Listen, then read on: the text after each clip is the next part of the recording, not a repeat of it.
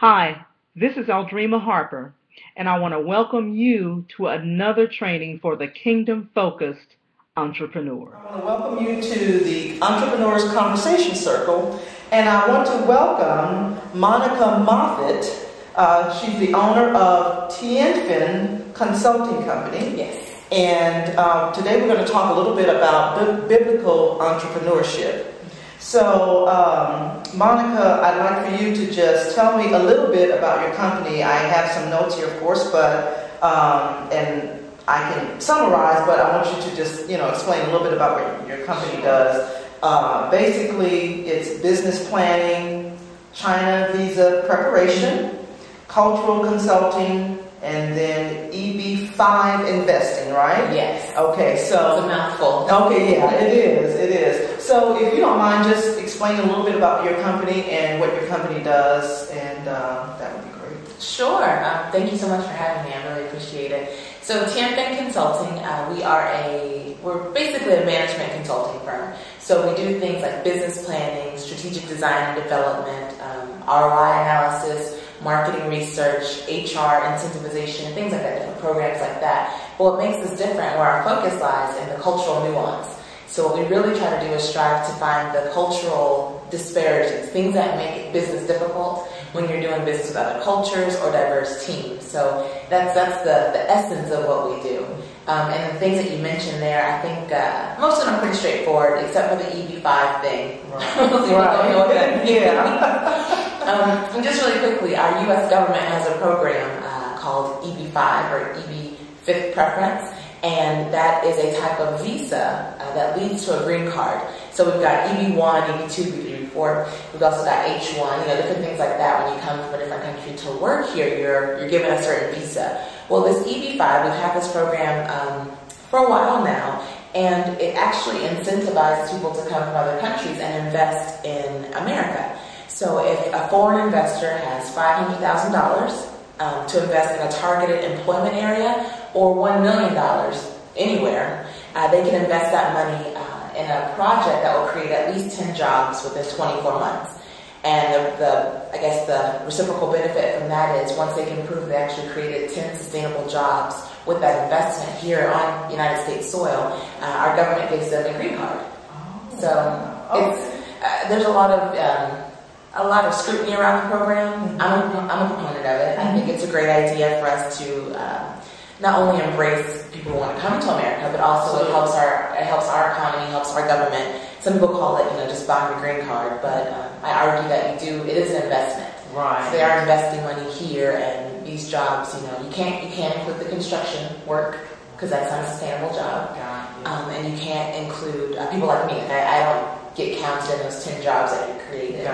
So a lot of the buildings that you see, like schools, hospitals, especially here in Texas, we've got a lot of real estate. A lot of real estate developers use EB5, but it's schools, nursing homes, hospitals, things like that. When you look at a building that could have cost $5 million to build, at least 50 jobs are there when you think about it. Now, tell me a little bit more about your company. How long have you been in business? Okay, so officially I registered last September, so September 2011. Unofficially, I've been doing a little bit of the consulting, translation, interpretation, marketing consulting on the side for the last 2 years. Okay. So we officially incorporated September 17, 2011. Let's go back to the name of your company, and I want to talk a little bit about how that came about and what it means. So it's called, I just want to pronounce it again. Tianfin. Yes. And if you'll explain where that comes from and a little bit about the name. Sure, and it's perfect that we're having this conversation of biblical entrepreneurship. Tianfin actually translates to talent. So whatever your natural ability is. Well, in Chinese, it's actually two characters. Tian, which means sky or heaven, and fen, which means a portion or a part. So the transliteration in Chinese actually means your heaven's gift, or your portion of heaven. And the idea in Chinese is that whatever you're naturally good at, your natural ability is a gift from God. So that's what I named my company. It's talent consulting, but it's actually what I feel like is my God-given gift to give the world. I think that's a great segue into the next question, because I want to ask you, how does that tie into having a biblical foundation for your business, and how does faith, how does that work in your business? Tell me a little bit about that. Well, being a consultant, I need a lot of faith because a lot of what I do now is project based. Some retainer work, but a lot of it is project based. So staying faithful that I'll get that next project is really important. But ultimately, I think it really comes down to what I believe we as believers, non-believers, we as people are supposed to do in general. So it kind of ties into what I do for work. And that is, we are called to be creative, we are called to be innovative, we are called to give back and be philanthropic, and we're called to be good stewards. So those four things really encompass how I do my business and what type of business I do or what type of business I engage in. So I think the stewardship one is a big one. Because it doesn't just mean financial or financing. And a lot of people are surprised to hear this, but I started TM Bank Consulting with no debt, with no loans. I refused to take out a loan to start a business because I didn't think that was biblical for me. I didn't think that I was called to stretch myself beyond my means. So I made a commitment to God and have been faithful and slowly growing in that, so I don't have to take out any loans. And again, my business is not inventory based, so it's a little bit different. It's totally service based business. I understand for some you have to take out a capital loan or get investors for inventory or building. So it is case by case, but for me it was part of that stewardship, with that financial stewardship, and then with time and effort and energy, what I devote myself to with the business. If I've dedicated this company to God, then I have to be a good steward of the type of clients I take, the type of work that I do, and how it impacts my life in general. Because I don't believe that we're called to be workaholics either. And that unfortunately, is a place that we can end up in a lot of times. I mean, a lot of times I find myself working a little bit too hard. I did corporate America for 6 years before I started this. And I thought that was how it had to be. And I had to unlearn, and that's when we can talk about this later. I had to unlearn some of those behaviors from what I learned, what I saw in corporate America. Or even in corporate China when I was working there. What I saw. I have to work 80 hours a week, and I have to, step over the little man, and I have to take credit for other people's work, and I have to jockey for position, and I have to play the bureaucratic games, and it's interesting, like what you see and what you think business is. That's real important too. I never thought about that. I worked in corporate America for more than 20 years, and there were a lot of things I had to unlearn, as I transitioned to entrepreneurship. Why Chinese? We talked off camera about this. So I want the viewers to know why Chinese. Well, I guess the long story now. My family has always had an interest in Asian culture. My middle name, by law, is Japanese, so there's always been this Asian influence in my life. But it didn't hit until I was in 8th grade at Green Hill School here in Texas, where I got the choice to pick which language I was going to learn in high school. And in 8th grade at that time, I was taking Latin because I thought I wanted to be a doctor and save the world in that way. I still want to save the world, just in a different way. So my best friend at the time, he kind of nudged me while they had different speakers for different languages they were going to offer. They had German, and French, Spanish, and we were going to offer Chinese, this new fledgling program in high school. And my friend kind of nudged me and said, "Hey, I dare you to sign up for Chinese." And I looked at him and I said, "I'm not afraid. I'll sign up if you sign up." That bargaining, that negotiation. So the next day we got back, went back to school and we signed up together, and that's how the classes started. Just on a dare, because I thought I was going to take Latin through high school and take it in college, and it was that push to sign up for 9th grade. And I think it's important to also just mention that she's fluent in the Chinese language, and so that's the reason I asked about why Chinese. So what about some tips that we can give the entrepreneurs? What are some things that, as you discovered in your journey in entrepreneurship, what are some tips we can provide the viewers? Well, the first one I think I already said was you have to unlearn someone else's image or model of business. That is a huge one. I even I can see, looking back over the last year, of how it's been baby steps of unlearning certain corporate America traits. Right. So that's a big one. You know, this is your business. Think about that first. This is your business, and however you want it to look, how you want it to be modeled, it's up to you. Mm-hmm. Some people think that's a big pressure, but I think it's a huge blessing. Mm-hmm. You know, if you want to be that fun-loving type of person who signs and smiley faces all over the place, uses purple ink, that is your branding. Right. That's you. Yeah. You know? Yeah. So don't think that you have to take this rigid structure and that has to be your business model. Now, that's the first thing.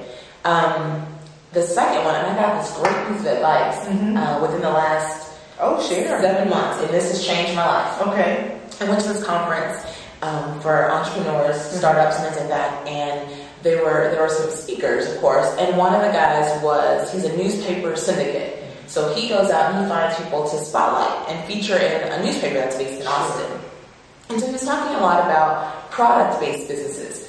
So if you're Susie's Ice Cream and you're going to be at the state fair, you know, let your local news person know so they can come and get that shot of you, and you can have those clippings and have that in your PR, you know, arsenal. And so I raised my hand and I didn't get picked on to ask questions. So I went up to him afterwards, you know, just kind of followed him. Excuse me. I said, you gave a great talk, but it was mainly geared for product-based businesses.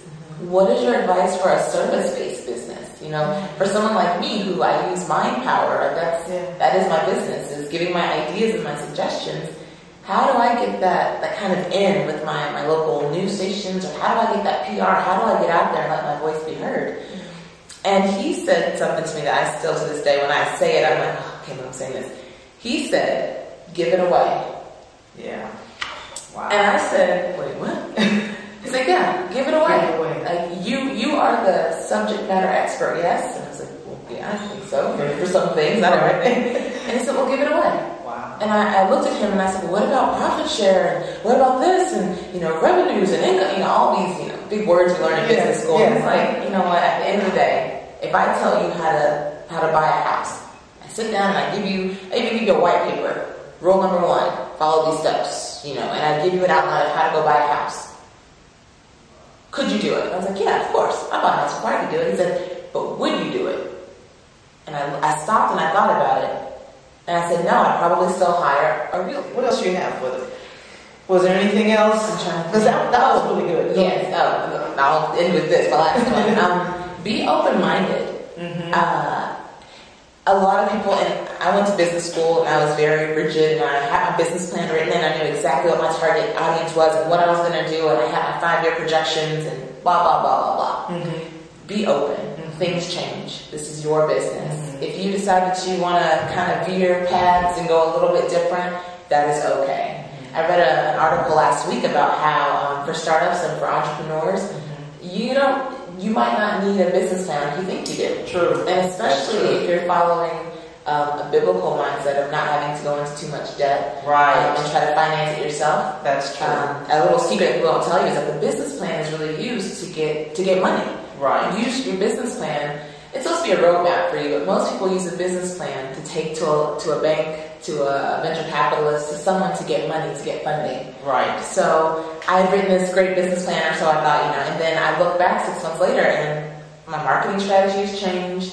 Some of my core offerings have changed. I've expanded what I do and have added some things that I didn't think I wanted to do, but I found that I enjoy them. So it's just be open. And if you're asking God to guide you, you definitely have to give God that leeway. Absolutely. Yeah, and you know, I mean, it's definitely important to be flexible and open, because even though you may have started out one way with one particular, you know, goal or strategy in mind, sometimes things change. I mean, the market changes. You know, there's so many things there's so many things that's unpredictable when it comes to entrepreneurship, and you can be prepared, but still be open and be a little bit, you know, more, you know, flexible. So, okay, so there was be flexible or be open. And the other one, let's go with the 3 tips. Okay. So unlearn what you previously thought was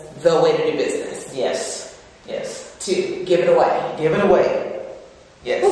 Yeah, that's the hard one. And I can be honest and just be totally candid here. I'm still learning how to do that. Yeah, I am too. I'm still trying to, hey God, it's almost like, I don't see it as a tithe, I see it as an offering. So I think, tithe, we're used to, you just do it. And that offering on top of that tithe, they're kind of like, well, a tithe, then I volunteered here, and okay, I'll still give a little. It's the same thing. God has already blessed you with this idea. He's already blessed you with, all the other things. So, sorry, we're counting. So that was number 2.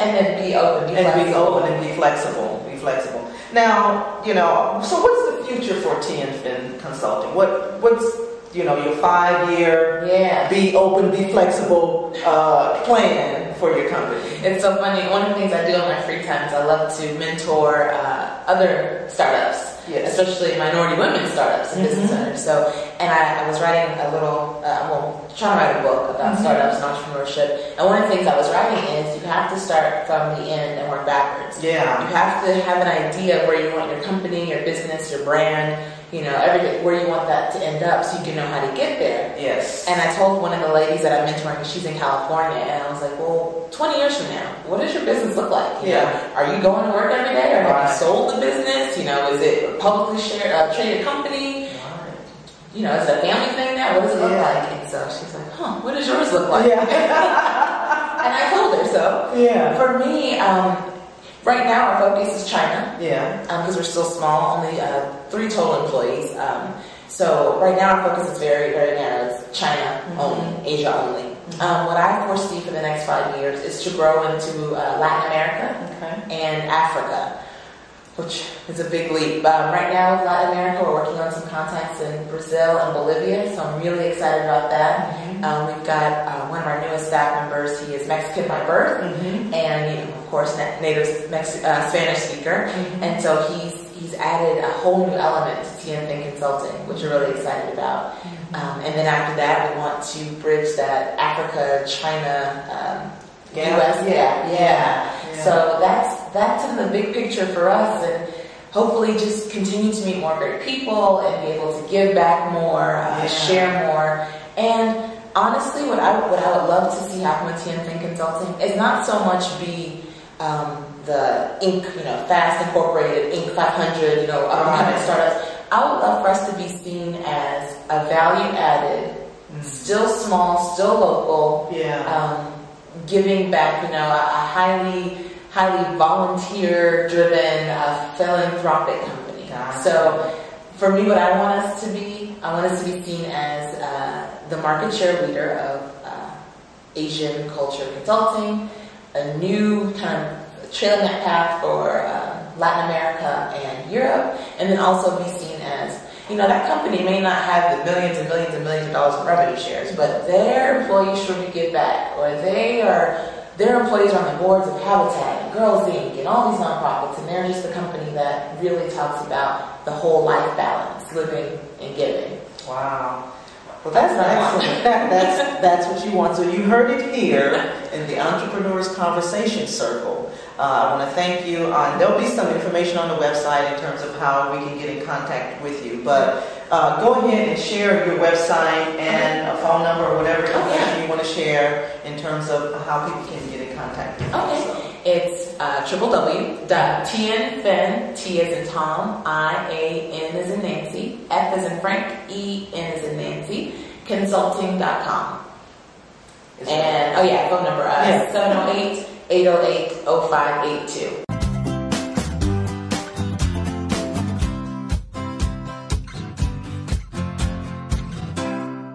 A little bit about biblical entrepreneurship, but first I wanted to just introduce you to Monica Muffet, who's the owner of Muffet. I heard that. I was like, who is Muffet? When we talk about Muppets. I had memories from That's gonna be a blip. Okay, all right. Okay, start. Thank you.